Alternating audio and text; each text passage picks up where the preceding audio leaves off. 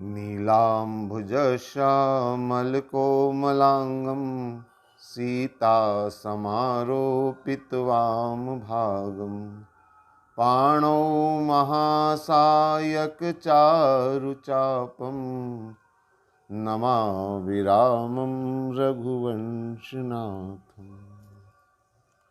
आइए श्री राम कथा को हम प्रारंभ करें। पिछले भाग से शबरी के पावन चरित्र की चर्चा हम लोग कर रहे थे। शबरी की महानता की चर्चा मैंने करी कि शबरी कितनी पावन और पवित्र थी।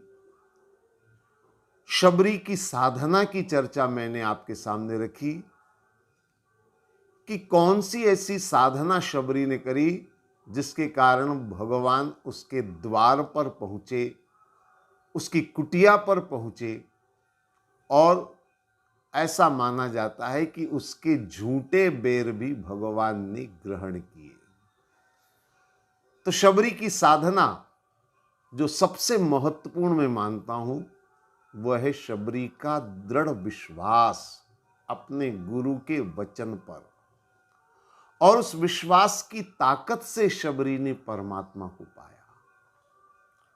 भगवान ने शबरी को दर्शन दिए, और केवल दर्शन ही नहीं दिए बल्कि भगवान ने शबरी को नवदा भक्ति का उपदेश भी दिया। यद्यपि सभी संतों का यह मानना है, सभी आचार्यों का यह मानना है कि शबरी तो पूर्ण भक्ति में डूब चुकी थी, अब उससे उपदेश की क्या आवश्यकता है। लेकिन शबरी के माध्यम से परमात्मा ने संपूर्ण जगत को नवदा भक्ति का ज्ञान दिया। बल्कि इसको हम यूं भी कह सकते हैं कि नवदा भक्ति के उपदेश के माध्यम से भगवान ने शबरी का संपूर्ण जीवन सामने रखा है। शबरी के अंदर ये सारी भक्ति के गुण विद्यमान हैं, और इसीलिए शबरी ने परमात्मा को पाया, और आज दिन तक शबरी को भगवान के अनन्य भक्तों की श्रेणी में रखा जाता है। तो भगवान राम ने शबरी को उपदेश दिया, थोड़ा सा मुझे अटपटा लगता है। यूं समझ लीजिए भगवान ने शबरी को देख करके नवदा भक्ति का संदेश समाज को दिया कि भक्ति कैसी होनी चाहिए। और एक बात और इसमें स्पष्ट हो जाती है कि भक्ति का भाव जिसके अंदर उदय हो जाए, फिर वहां जात पात ऊंच नीच छोट बड़ ये सारे भेद समाप्त हो जाते हैं, ये सारी सीमाएं टूट जाती हैं। भक्ति के रंग में जो रंग जाता है, और इतिहास और शास्त्र में इसके कई प्रमाण हैं, आप सब जानते हैं। कबीरदास जी जुलाहे थे, रैदास चम्हार था, भोला कुम्हार था, सेन भगत नाई थे। ऐसे दर्जनों प्रमाण हमारे शास्त्रों में हैं। जहां भक्ति आई वहां ऊंच नीच भेदभाव समाप्त हो जाता है, वो परमात्मा के रंग में रंग जाता है, और वह परमात्मामय हो जाता है। पूर्ण परमात्मा के अंदर वो लीन हो जाता है। तो शबरी का चरित्र बड़ा महत्वपूर्ण चरित्र है, और भगवान ने शबरी को नवदा भक्ति का उपदेश दिया। कितनी सरलता से उन्होंने शबरी के जीवन को सामने रखा है। तुलसीदास जी के एक एक शब्द पर जरा गौर करेंगे, शबरी का चरित्र सामने आता चला जाएगा। गोस्वामी जी लिखते हैं, भगवान राम शबरी को उपदेश देते हुए कहते हैं, बोले प्रथम भक्ति संतन कर संगा। भक्ति की पहली सीढ़ी क्या है? बोले संत का सत्संग, संत की संगति। वैसे तो हमारे सभी धर्म ग्रंथों में संगति की बात करी गई है। तुलसीदास जी भी लिखते, हानि कुसंग सुसंगति लाहू। अनेक ग्रंथों में, अनेक शास्त्रों में संगति का वर्णन किया गया है कि संगति का कितना गहरा प्रभाव व्यक्ति के जीवन पर पड़ता है। एक पुराणों में कथा आती है, छोटी सी मुझे याद आ गई। एक बार भगवान वेदव्यास जी और महर्षि जैमिनी दोनों बैठे हुए थे, चर्चाएं चल रही थी। अब दो महान ऋषि बैठेंगे तो अध्यात्म की ही चर्चा होगी। तो चर्चा करते करते बात चली संगति की। दोनों ऋषि इस बात को मानते थे कि संगति का प्रभाव मनुष्य के ऊपर बहुत गहरा पड़ता है, लेकिन एक थोड़ी सी बात पर दोनों के मन में, दोनों के विचारों में मतभेद आया। और मतभेद कितना था कि भगवान वेदव्यास जी कहते थे कि संगति का प्रभाव सबके ऊपर पड़ता है, और जैमिनी का मानना यह था कि संगति का प्रभाव आम जन पर पड़ता है, लेकिन जो योगी, जति, जितेंद्रिय है, यानी जिसने अपने मन को जीत लिया है, उसके ऊपर संगति का क्या प्रभाव पड़ेगा। क्योंकि संगति से मन विचलित होता है, संगति से मन जो है वो पतन की ओर जाता है, और जिसने मन को जीत लिया उसके ऊपर संगति का क्या प्रभाव पड़ेगा। इस बात को लेकर दोनों में मतभेद हुए, चर्चा वहीं पर छूट गई। भगवान वेदव्यास जी ने कहा, ठीक है, आगे कभी मौका मिलेगा तो मैं इस बारे में बात तुमको बताऊंगा, समझाऊंगा। कुछ समय व्यतीत हो गया। एक बार महर्षि जैमिनी अपने आश्रम में बैठे हुए थे, रात्रि का समय हो रहा था। अचानक मूसलाधार वर्षा शुरू हो गई। महर्षि जैमिनी अपनी पर्ण कुटीर में बैठे हुए थे। वर्षा लगातार हो रही थी, आधी रात का समय हो गया। अचानक किसी ने दरवाजा खटखटाया। जैमिनी चौंक गए। आधी रात को ऐसे मौसम में जब वर्षा हो रही है, मेरा द्वार किसने खटखटाया? चलो दरवाजा खोलते। जैमिनी ने दरवाजा खोला। जब दरवाजा खोला तो उन्होंने देखा एक स्त्री सामने खड़ी हुई है। उस स्त्री ने स्वयं आगे बढ़कर के हाथ जोड़कर कहा, महाराज, मैं पास के गांव की रहने वाली हूं, फलाने घर की मैं पुत्र वधू हूं, और संध्या के समय मेरी घर की गैयाएं लौट रही थी, एक गैया नहीं लौटी तो मैं उसे ढूंढने के लिए जंगल में आई, और जंगल में ढूंढते ढूंढते रात्रि हो गई, वर्षा शुरू हो गई। मैंने सोचा थोड़ी देर में वर्षा थम जाएगी, मैं एक पेड़ के घने छांव में अपने आप को बचाने के लिए वहीं खड़ी हो गई, लेकिन वर्षा रुकने का नाम नहीं ले रही है, और धीरे धीरे धीरे धीरे मैं पूरी भीग चुकी हूं। ठंडी हवाओं के झोंके धीरे धीरे धीरे मेरे शरीर के ऊपर प्रहार करने लगे, और अब तो मेरी स्थिति ऐसी हो गई कि अगर मैं पूरी रात बाहर रह गई तो इस शीत हवा के प्रकोप से मेरे प्राण चले जाएंगे। इसलिए क्षमा करें, मैंने आपको कष्ट दिया, दरवाजा खटखटाया। अब मेरी प्रार्थना है कि मुझे आपकी कुटीर में रात्रि रहने को अनुमति दे दी। महर्षि जैमिनी ने देखा वास्तव में मौसम बड़ा खराब है, बेचारी ये स्त्री भीग रही है। लेकिन महर्षि जैमिनी के मन में एक और तुरंत विचार आया, और उन्होंने कहा, देवी, मैं तुम्हारी मदद भी करना चाहता हूं, लेकिन एक समस्या है, मेरे पास एक ही कुटीर, एक ही कमरा है। तो इस आधी रात के समय पर स्त्री पर पुरुष एक साथ रात्रि व्यतीत करे, ये धर्म विरुद्ध है, शास्त्र विरुद्ध है। मैं धर्म विरुद्ध और शास्त्र विरुद्ध कार्य नहीं कर सकता, इसलिए मैं तुम्हें प्रवेश की अनुमति नहीं दे सकता। स्त्री ने हाथ जोड़कर कहा, महाराज, किसी के प्राण बचाना भी तो धर्म है। मेरे प्राणों का संकट है, इसलिए मैंने आपको ये निवेदन किया, और मैं एक कोने में चुपचाप बैठ जाऊंगी।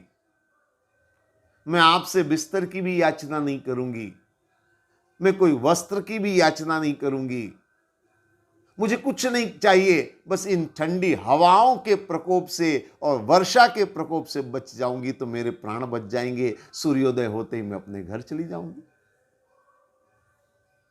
जैमिनी ने फिर विचार किया, बात तो सही है, प्राण बचाना भी बड़ा धर्म का काम है, लेकिन क्या करूं? फिर मन में वही विचार आया, एक स्त्री एक पुरुष कैसे एक साथ एक कमरे में रहे? थोड़ी देर सोचने के बाद जैमिनी ने एक निर्णय लिया। दोनों तरह से उन्होंने विचार करने के बाद निर्णय लिया। बोले, हे देवी, एक समाधान है मेरे पास, धर्म की रक्षा भी होगी, तुम्हारे प्राणों की रक्षा भी होगी, एक समाधान है मेरे पास। वो समाधान क्या है? बोले, तुम अंदर चली आओ, मैं बाहर चला जाता हूं। जैसे ही जैमिनी ने कहा मैं बाहर चला जाता हूं, स्त्री ने एक कदम पीछे खींचा। नहीं नहीं महाराज, मेरे वजह से आप संकट में न पड़े, बाहर मौसम बहुत खराब है, आपके प्राण संकट में हो सकते हैं। जैमिनी मुस्कुराए, अरे बोले, हम तो साधु फकीर संत हैं, जंगलों में जीवन व्यतीत करने वाले हैं, इन मौसम का हमारे ऊपर कोई प्रभाव नहीं पड़ता है, हमें तो अभ्यास है, इसलिए तुम चिंता मत करो, तुम अंदर आ जाओ, मैं बाहर चला जाता हूं। स्त्री ने एक दो बार और विनती करी, नहीं नहीं महाराज, इतना कष्ट मैं आपको नहीं देना चाहती, लेकिन जैमिनी ने हट करके आग्रह करके कहा, नहीं, तुम्हें अंदर आना पड़ेगा, मेरी आज्ञा है। स्त्री ने कहा ठीक है। अब स्त्री अंदर प्रवेश करने लगी, जैमिनी बाहर जाने लगे। जब बाहर जाने लगे तब जैमिनी ने करीब से उस स्त्री को देखा, उसके रूप सौंदर्य को देखा और तुरंत आगे बढ़ गए। एक कदम लड़खड़ाया, तुरंत आगे बढ़ गए और बाहर निकलते निकलते उन्होंने ये भी कहा, हे देवी, दरवाजा अंदर से बंद कर लेना, सूर्योदय के पहले दरवाजा मत खोलना। स्त्री ने कहा जो आज्ञा। अब जैमिनी बाहर चले गए, स्त्री अंदर चली गई, उसने दरवाजा बंद कर लिया। थोड़ी देर तो जैमिनी बैठे रहे। अब बरसात में भीग रहे हैं, ठंडी हवाओं के थपेड़े लग रहे हैं। थोड़ी देर में जैमिनी के मन में विचार आया कि देखो, आज कैसा योग संयोग, कुटिया का मालिक तो बाहर सर्दी में बैठा है और वो अनजान स्त्री आराम से कमरे में। थोड़ी देर में विचार और आगे बढ़े, विचार आगे बढ़े तो थोड़ी देर में मन में विचार आया कि जब उस स्त्री को आपत्ति नहीं थी तो मैंने आपत्ति क्यों करी? मैं भी अंदर अपनी खाट पर वो एक कोने में चुपचाप रह जाती, इसमें नुकसान भी क्या था, इसमें हर्ज ही क्या था, और सूर्योदय पर चली जाती वो, और कौन जानता, किसको पता चलता कि इस तरह से रात व्यतीत हुई। थोड़ी देर बाद और विचार आगे बढ़े तो मन में सोचा, अब मौसम बहुत खराब है, सर्दी बहुत ज्यादा है, वास्तव में यहां रहना संभव नहीं है। ऐसा करता हूं, मैं भी अंदर चला जाता हूं, प्राण रक्षा करना धर्म है, मैं भी अंदर चला जाता हूं। जैमिनी अंदर जाने के लिए दरवाजा खटखटाया। स्त्री ने अंदर से कहा, महाराज, आपने आज्ञा दी है सूर्योदय के पहले दरवाजा मत खोलना, मैं अब उस आज्ञा से बंधी हुई हूं, मैं दरवाजा नहीं खोलूंगी। स्त्री ने मना कर दिया। अब जैमिनी के मन में कई तरह के विचार आने लग गए। ओहो, कितनी बड़ी गलती मैंने कर दी, कितनी सुंदर स्त्री थी, अरे साथ में अगर कमरे में रहता तो 8-10 बार उसको निहार लेता, उसके रूप को, उसके सौंदर्य को, उसके यौवन को मैं निहार लेता। मूर्ख में काहे को बाहर आ गया। फिर दरवाजा बजाया, नहीं नहीं, मैं बहुत तकलीफ में हूं, मौसम बहुत खराब है, दरवाजा खोलो।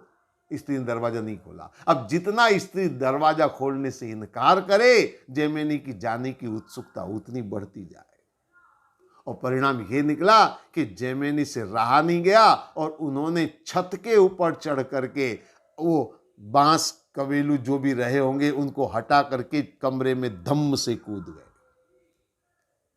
अब कूद गए तो देखा, एक हल्की सी झलक नजर आई, उनकी खाट के ऊपर श्वेत वस्त्र धारणी। ओहो, ये मेरी खाट पर बैठी है। जैमिनी धीरे धीरे आगे बढ़े। अब तो इतना उस युवती का आकर्षण उनके मन में हो गया कि सीधे पास में गए और उन्होंने मुखमंडल का स्पर्श करने के लिए हाथ आगे बढ़ाया। जैसे ही मुखमंडल का स्पर्श करने के लिए हाथ बढ़ाया, उनके हाथ में दाढ़ी आई। वो तो चौंक गए, ये दाढ़ी कैसी? प्रकाश किया उन्होंने, फिर दिया जलाया होगा। जब दिया जलाया, प्रकाश किया, तो देखा वहां तो भगवान वेदव्यास जी बैठे मंद मंद मुस्कुरा रहे। जैमिनी जी को पसीना छूट गया, हड़बड़ा गए, महाराज आप यहां कैसे, और दरवाजा किसने खोला? तो व्यास जी मुस्कुराते बोले, दरवाजा किसने खोला मतलब अंदर कोई था? अब जैमिनी बोले तो क्या बोले, सक पका गए। व्यास जी बोले, कमाल है, अंदर कौन था बता नहीं रहे हो, आप छत से टपक रहे हो, क्यों भाई ये भी नहीं बता रहे हो, बात क्या है? तो फिर जैमिनी को सच्चाई बतानी पड़ी। बोले, महाराज एक सुंदर स्त्री आई थी, मैंने उसको शरण दी, मैं बाहर चला गया, लेकिन मुझसे रहा नहीं गया, इसलिए मैं जब दरवाजा उसने नहीं खोला तो मैं छत से आ गया। व्यास जी मुस्कुराए और मुस्कुराकर जैमिनी से बोले, अब मेरी बात शायद तुम्हारी समझ में आएगी। संगति का प्रभाव सबके ऊपर पड़ता है कि नहीं पड़ता है? जैमिनी ने कान पकड़ लिए, बोले, महाराज आपकी बात बिल्कुल सही है। अब मुझे समझ में आई बात कि मुझ जैसे योगी जितेंद्रिय के ऊपर भी संगति का प्रभाव पड़ा, तो इसका मतलब है संगति का प्रभाव सबके ऊपर पड़ता है। और जैमिनी कोई साधारण ऋषि नहीं थे। आपको शायद पता होगा, 6 शास्त्रों में एक शास्त्र भगवान वेदव्यास जी ने लिखा और एक शास्त्र जैमिनी ने लिखा। पूर्वी मीमांसा, उत्तरी मीमांसा, ये 2 शास्त्र है 6 शास्त्रों में। तो इतने महान ऋषि के ऊपर भी संगति का प्रभाव पड़ सकता है। इसीलिए तुलसीदास जी ने लिखा, भगवान राम ने कहा सबसे पहली बात, प्रथम भक्ति संतन कर संगा। खैर, शबरी के चरित्र के आधार पर अगर मैं बात करूं तो शबरी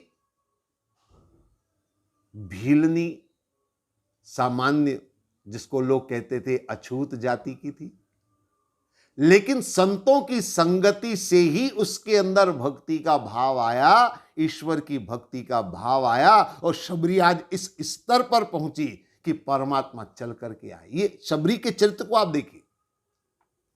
तो शबरी के चरित्र में जो सबसे बड़ी बात है, वो पहली सीढ़ी है, प्रथम भक्ति संतन कर संगा। फिर दूसरी भक्ति, दूसरी रति मम कथा प्रसंगा। दूसरी भक्ति क्या है? भगवत कथा में हमारा मन लग जाए। अक्सर कथा में मन नहीं लगता, इसीलिए कई लोगों को नींद लग जाती है। भगवान के भजन में, सुमिरन में मन नहीं लगता है। हां, राजनीति की चर्चा हो तो खूब मन लग जाता, किसी की आलोचना की हो घड़ी तो बहुत मन लग जाता है, लेकिन भक्ति में मन नहीं लगता है, सत्संग में मन नहीं लगता है, श्रवण में मन नहीं लगता है। इसलिए तुलसीदास जी लिखते हैं, और शबरी के चरित्र में और क्या था, संतों के साथ बैठ करके वो भगवान की कथाएं श्रवण करती थी।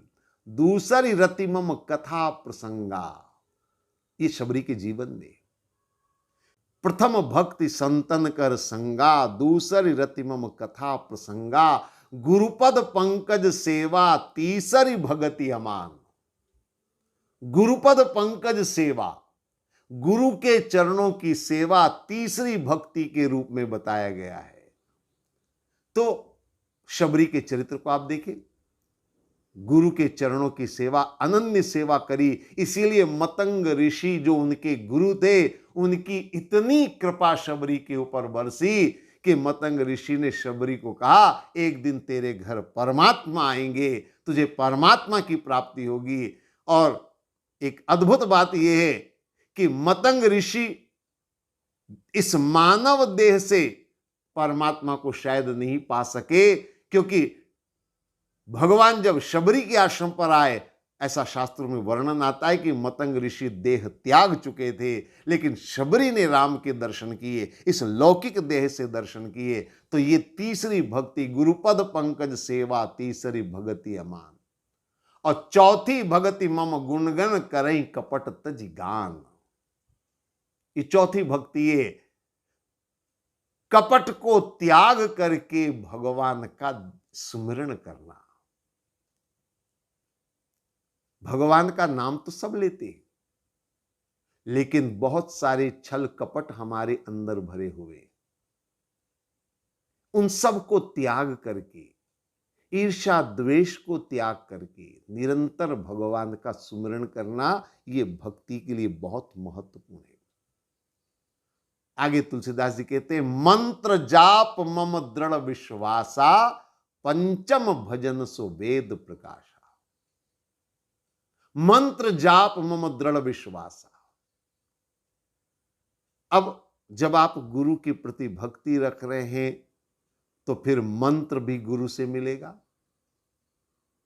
उस मंत्र का जाप करना है।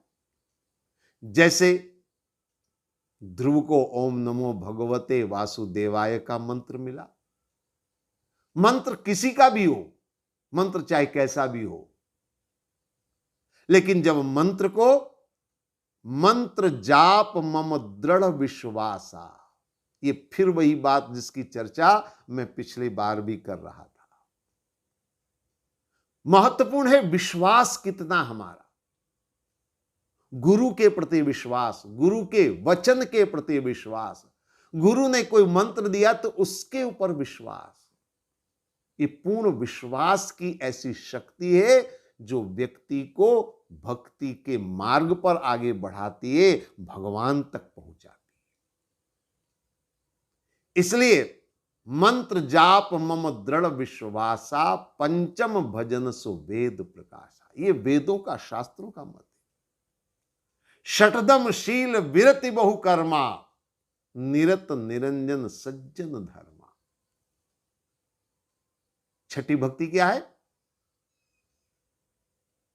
दमन करना, विषय वासनाओं का, असद प्रवृत्तियों का दमन करना। षटदम शील विरति बहु कर्मा।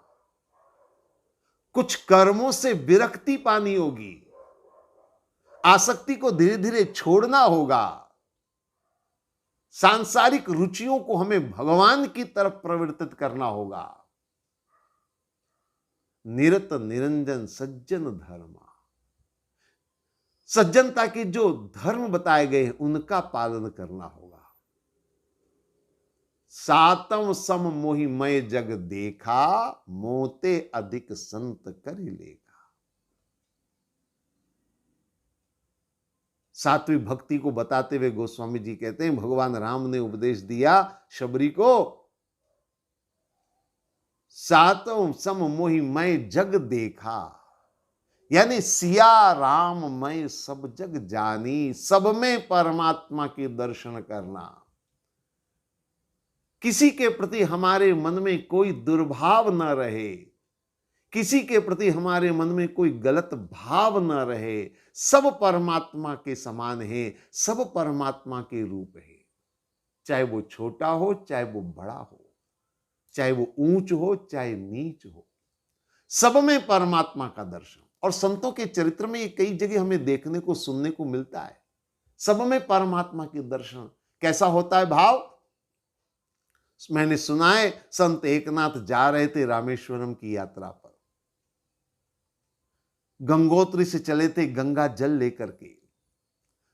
ऐसी मान्यता है कि गंगोत्री से गंगा जल लेकर के रामेश्वरम में जाकर के चढ़ाया जाए, बड़ा पुण्य प्राप्त होता है। और इसीलिए वो चले थे गंगा जल लेकर के। चले जा रहे थे, चले जाते, रामेश्वर से कुछ थोड़ी दूर पर थे। उस समय तो पद यात्राएं होती थी, पैदल जा रहे थे, लंबे कई महीनों की यात्रा थी। अब रामेश्वरम थोड़ी दूर पर था और अचानक उन्होंने क्या देखा? एक गधा प्यास से तड़प रहा है। जैसे ही एकनाथ ने देखा उसको तड़पते हुए, तुरंत उसके पास गए, गंगा जल का पात्र खोला और वो सारा गंगा जल उसके मुंह में उड़ेल दिया। साथ में जो 2-4 लोग थे वो चिल्लाए, अरे ये क्या मूर्खता कर दी, इतनी दूर से पद यात्रा करके आए हो, गंगा जल गंगोत्री से लेकर आए हो, रामेश्वरम भगवान शंकर को भोलेनाथ को चढ़ाने के लिए लाए हो और यहां पर गधे के मुंह में डाल दिया। तो संत एकनाथ ने कहा, ये भी तो शिव है। जहां कंकर कंकर में शंकर होता है, वहां ये तो चैतन्य है, इसमें भी तो शंकर है। और ऐसा माना जाता है कि वो गधा उसी समय शंकर के रूप में प्रकट हो गया। तो सिया राम में सब जग जानी का मतलब है सब में परमात्मा के दर्शन करना है, सबको परमात्मा का रूप मानना है। सातम सम मोहिमय जग देखा, मोते अधिक संत करी लेखा। और संत को भगवान से भी बढ़कर के मानना। भृगु ऋषि की वो घटना याद आती है कि भृगु ऋषि किस तरह से जाते हैं, भगवान विष्णु की छाती पर लात मार देते हैं और भगवान नारायण खड़े होकर कहते हैं, प्रभु आपके कोमल चरणों को कहीं चोट तो नहीं लगी। यानी भगवान संत को अपने से भी ज्यादा श्रेष्ठ मानते हैं। वही बात यहां भक्ति में आती है, मोते अधिक संत करी लेखा, संत को ज्यादा महत्व दे। गुरु गोविंद दोनों खड़े कांके लागू पाए, और बलिहारी गुरुदेव की जिन गोविंद दियो मिला है, वो गुरु की महिमा है। और आठम जथा लाभ संतोषा, सपने नहीं देखें पर दोषा।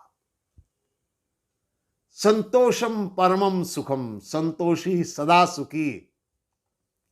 और सपने नहीं देखें पर दोषा, दूसरों के अवगुण। क्योंकि जब भक्ति में आदमी आगे बढ़ता है, उसकी साधना जब आगे बढ़ती है, तो दूसरों में दोष दिखाई देना शुरू हो जाता है, दूसरों में अवगुण दिखाई देना शुरू हो जाता है। इसलिए तुलसीदास जी कहते हैं, सपने नहीं देखें पर दोषा। भगवान राम ने शबरी से कहा, और शबरी के जीवन में ये सब बातें। शबरी किसी को परदोष किसी का देखती नहीं है।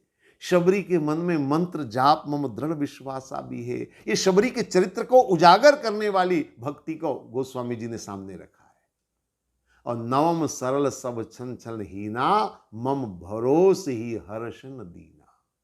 मम भरोस, भगवान पर भरोसा, पूर्ण विश्वास, यही शबरी के जीवन में कि प्रभु राम एक दिन जरूर आएंगे, प्रभु राम मुझ पर कृपा जरूर करेंगे। और वही हुआ, भगवान स्वयं चल करके शबरी के पास आए। तो ये जो नवदा भक्ति का वर्णन यहां पर किया गया, संपूर्ण शबरी का चरित्र यहां पर सामने नजर आता है कि शबरी किस तरह से परमात्मा को पाती है। यानी नवदा भक्ति के माध्यम से शबरी ने परमात्मा को पाया। पूरी भक्ति शबरी के जीवन में समाई हुई है, एक एक भाव शबरी के अंदर समाया हुआ है, उसके चरित्र में समाया हुआ है, उसके क्रियाकलापों में समाया हुआ है, उसके रोम रोम में समाया हुआ है। और इसीलिए शबरी ने परमात्मा को प्राप्त किया। तो भगवान राम शबरी को उपदेश देते हैं नवदा भक्ति का, और बाद में पूछते हैं सीता का पता।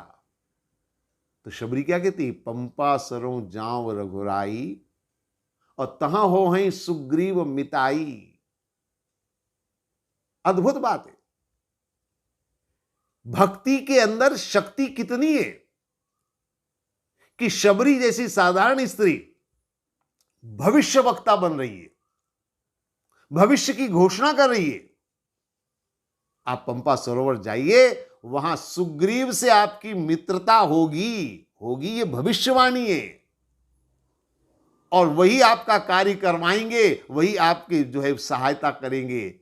यानी शबरी में इतनी शक्ति आ गई साधना की, ये भक्ति की शक्ति है कि शबरी भविष्य वक्ता बन गई है, भविष्य की बातें जानने लगी है। और भूत भविष्य वर्तमान, ये जो तीनों को जो जान लेता है, वो तो स्वयं परमात्मा का स्वरूप हो जाता है। और इसलिए मैं ये कहूंगा कि शबरी भगवतमय बन चुकी है, पूर्ण भगवत कृपा उसके जीवन पर आई। शबरी ने परमात्मा के दर्शन किए, और दर्शन करके शबरी परमात्मामय बन गई। शबरी ने परमात्मा को जीवन में अपनाया, और पूर्णतः भगवान के सारे गुण शबरी के अंदर आ गए। ये भक्ति की महानता है। भक्ति के पथ पर जब कोई चलता है, तो वह भगवान का स्वरूप बन जाता है। या यूं कह लीजिए कि भक्ति मार्ग पर चल करके जो भगवान की तरफ आगे बढ़ता है, भगवान उसे अपनाकर बिल्कुल अपने समान बना लेते हैं। हमारे शास्त्रों में जय विजय का प्रसंग देखने को मिलता है। वो छोटा सा एक प्रमाण है जिसकी बात मैं यहां कर रहा हूं। जय विजय का आपने सुना होगा वर्णन। क्या है उसके वर्णन में? भगवान जैसा पीतांबर ओढ़ते हैं वैसा पीतांबर जय विजय पहनते। जैसे भगवान के 4 हाथ वैसे जय विजय के 4 हाथ। जैसे भगवान के हाथों में शंख चक्र गदा पद्म वैसे जय विजय के हाथ में शंख चक्र गदा पद्म चतुर्भुज। ये संकेत है, ये केवल इशारा है, प्रतीक है ये, कि जो भगवान की शरण में जाता है भगवान उसे अपना बना लेते, अपने जैसा बना लेते हैं, पूर्ण ब्रह्म की तरह से बना लेते हैं। ये शबरी के जीवन में भी हुआ। शबरी परमात्मा की तरफ बढ़ी और भगवान ने शबरी को अपना लिया।